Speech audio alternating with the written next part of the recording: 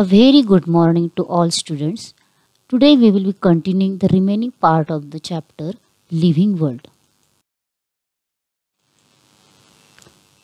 A definite lifespan.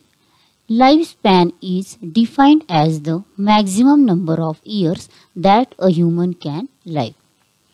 At a certain stage of life, living things become capable of reproduction.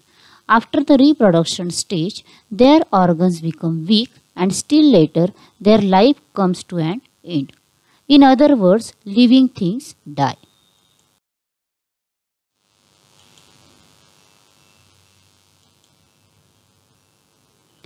A definite lifespan is the sixth characteristic of living organism. Every living thing has a fixed lifespan. Life comes to an end with death when organ becomes weak. Every plant and animals has different lifespan. For example, dog 12 to 18 years, ostrich 50 years. The lifespan of giant turtle found on the Galapagos Island in South America is about 170 years. The lifespan of the mayfly ranges from 1 hour to 24 hours.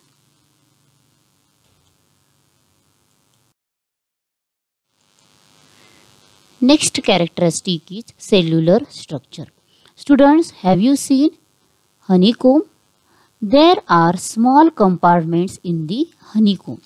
These compartments are joined together to form a honeycomb. A wall has bricks to construct a wall. We firmly join the bricks together.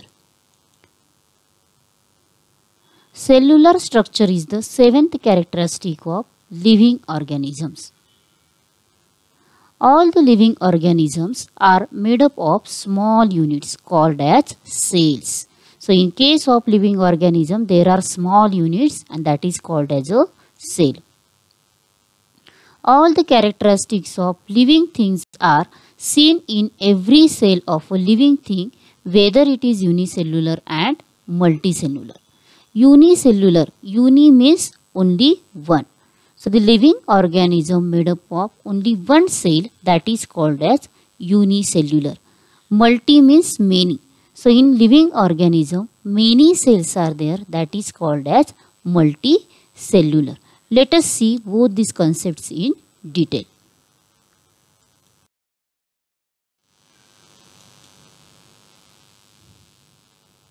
Unicellular organisms. The living things made of a single cell are called unicellular organisms. For example, amoeba, paramecium, bacteria, etc. Multicellular organisms. These organisms are made of many cells. For example, man, cockroach, mouse, banyan tree, etc. Number of cells vary in different organisms.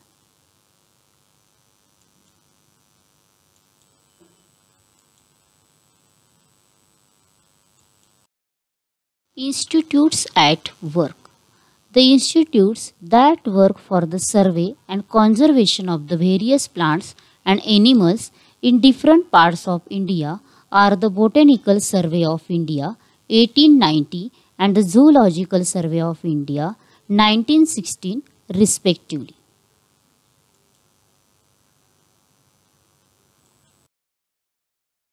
Useful living things. There are two types of living things, that is plants and animals. First of all, we are going to see useful plants. Plants are used for household as well as industrial purposes. For example, fenugreek, methi, potato, okra, bhendi, bhendi means lady's finger, apple, banana are used as food, while vasaka, adulsa, vasaka means adulsa, hirda, behda, asparagus are used as medicines.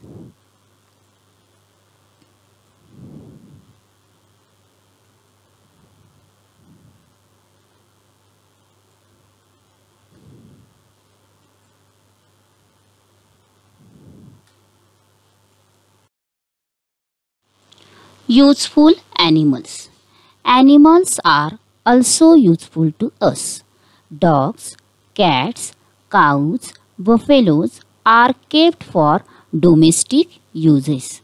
Fish, sheep, fowl are used as food, while animals like horses, oxen, camel prove useful in various occupations. The earthworm is very useful in agriculture. After looking useful living things, we are going to see now harmful living things. Harmful living things. In that, first of all, we are going to see harmful animals. Some animals and plants around us are harmful to man. For example, mosquitoes and flies spread diseases. Cockroaches, mice, rats destroy our food. Lice, ticks also spread diseases. The bites of some poisonous lizards, spiders, snakes, and scorpions can even cause death.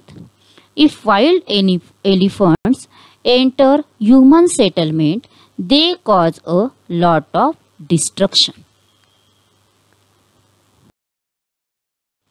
Now, harmful plants. Some plants too can be harmful. For example, dodder, parthenium and other weeds.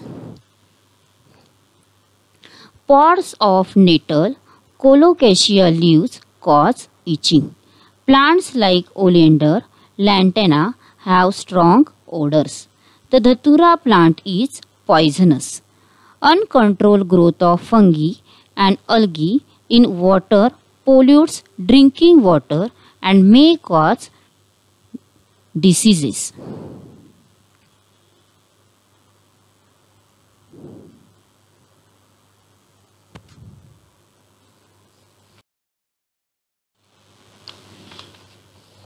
Now, wild animals.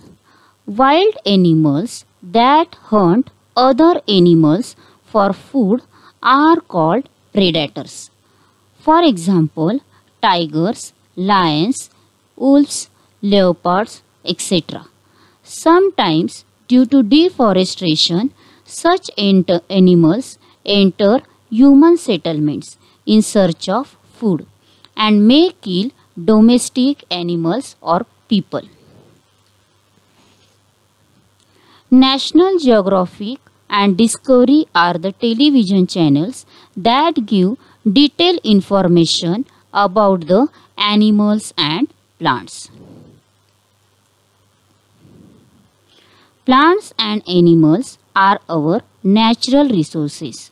We should protect and conserve them.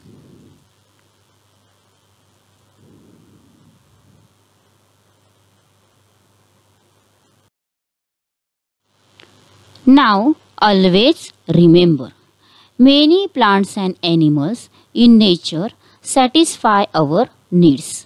The use of such plants and animals should be restricted only to our needs.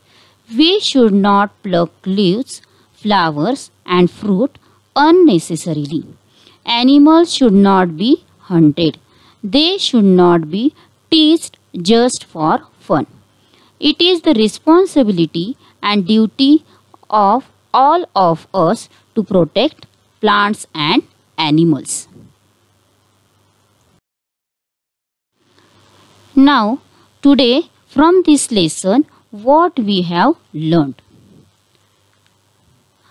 Growth, respiration, excretion, reproduction, responsiveness to stimuli, movement, a definite lifespan and a cellular structure are the characteristics of living things. Animals grow for a certain period of their life. Plants, however, grow as long as they live. Animals have definite organs for respiration, while plants respire through microscopic pores on their leaves and stems. The process of eliminating waste products from the body is called excretion.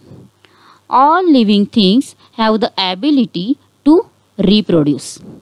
Living things move because of their ability to respond to stimuli. Plants show spontaneous movements, but they cannot leave their place and go elsewhere as animals do.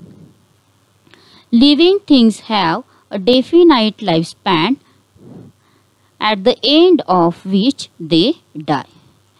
Many animals and plants are useful to us in our daily life.